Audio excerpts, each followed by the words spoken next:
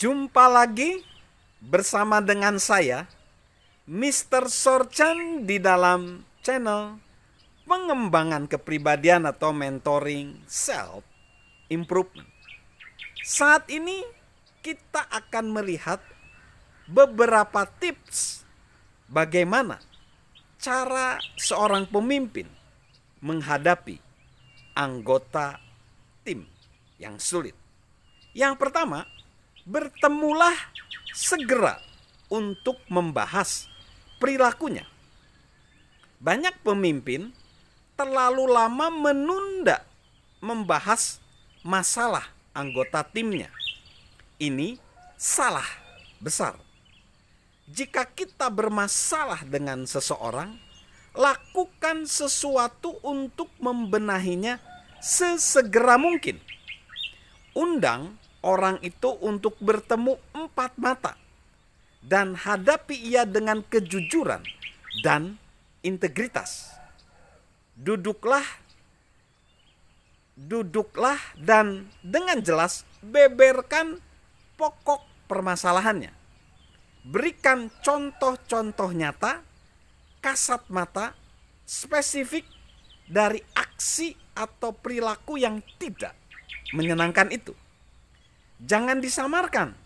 Jangan menggunakan laporan dari tangan kedua. Jangan tuduh ia bermaksud buruk, karena ia pasti akan membela diri. Jangan pernah bertemu dalam kondisi marah. Peluang kita untuk sukses jadi semakin kecil. Mulailah percakapan dengan berasumsi bahwa niat kita baik. Niatnya juga baik. Dengan begitu, ia akan lebih terbuka untuk berubah dan mau berbenah diri. Pastikan kita juga menjelaskan bagaimana tindakannya berakibat buruk bagi perusahaan, organisasi, tim, dan bagi diri kita.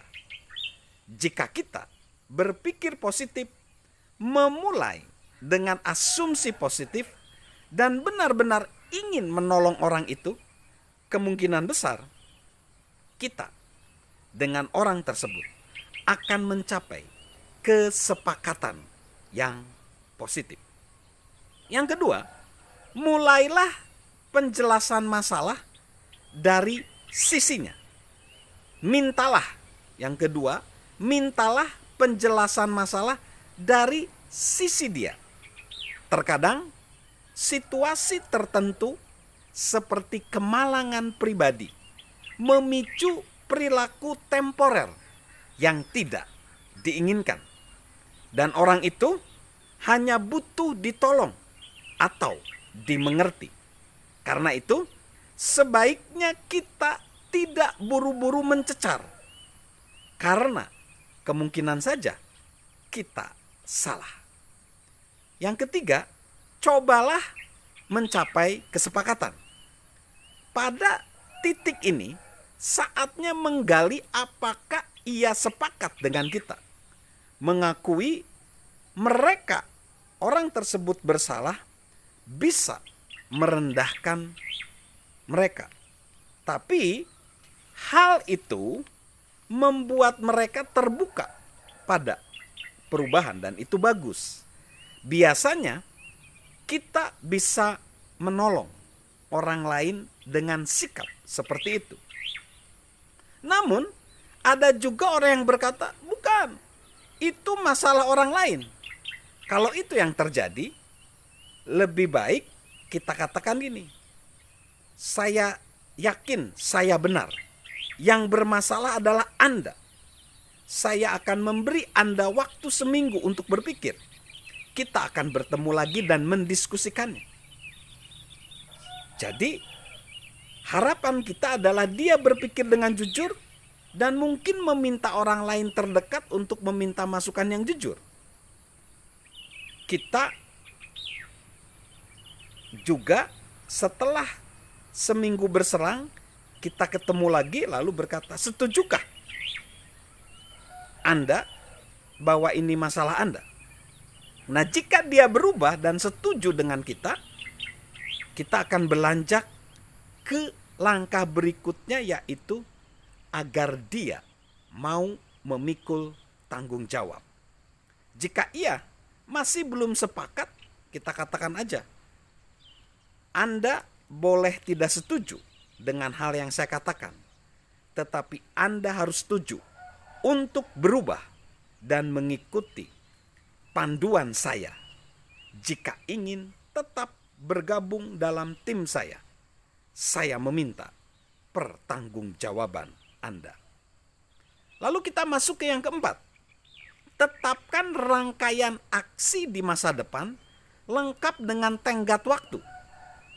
Baik orang itu sepakat ataupun tidak sepakat dengan kita, bentangkan rangkaian aksi spesifik yang perlu ia jalankan di masa depan. Sekali lagi, tetapkan dengan spesifik, dengan detail.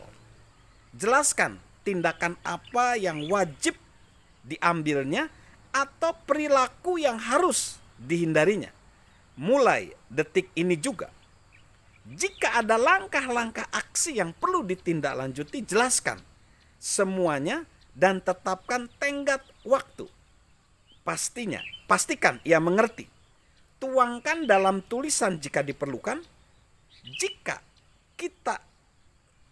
kita semua tidak sepakat tentang apa yang perlu dilakukan di masa depan, kita bisa sama-sama jadi frustasi.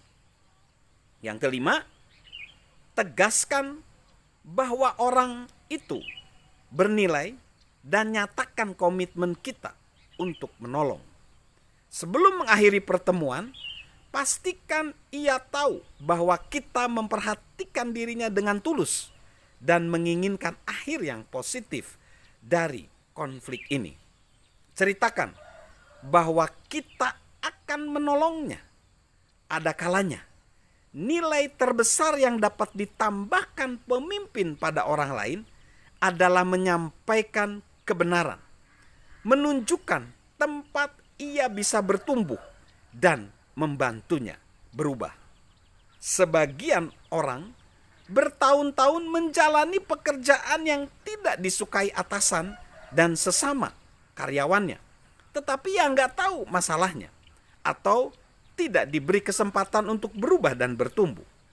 Sebagai pemimpin, kita berkesempatan menolongnya. Duduk bersama, memberitahu orang lain letak kekurangannya tentu tidak mudah.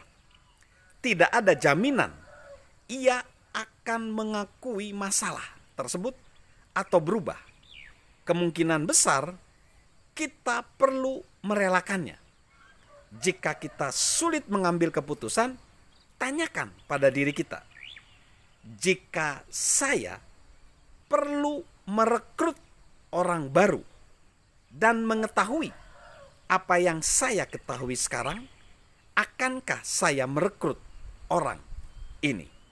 Jika jawabannya ya, pertahankan saja. Jika jawabannya tidak, relakan iya. Jika jawabannya mungkin, evaluasi kembali dalam waktu 3 bulan. Jika jawabannya tidak tahu, beri diri kita waktu 3 bulan. Jika jawabannya kelak masih tidak tahu, jawaban kita sesungguhnya tidak.